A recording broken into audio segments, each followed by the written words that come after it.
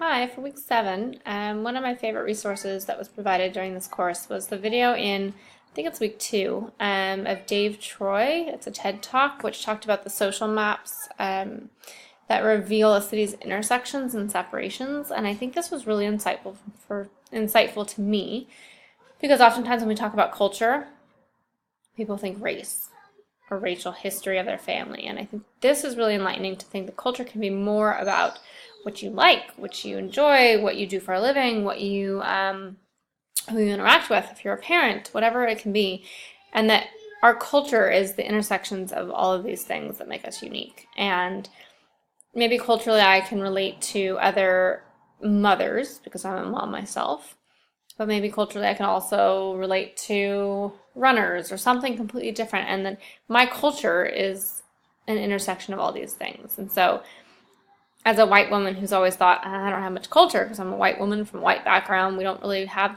many traditions other than the American traditions that are quite typical of all races and cultures. It was enlightening to think that culture is more than just your race, than I'm not just a white woman. I'm a sum of my interests and a sum of my history. And so that was really enlightening, and it actually helped me with my Geneagram project as well. So rather than saying, everyone's white, we're all white, that's our culture, we're American, we're white, whatever it is.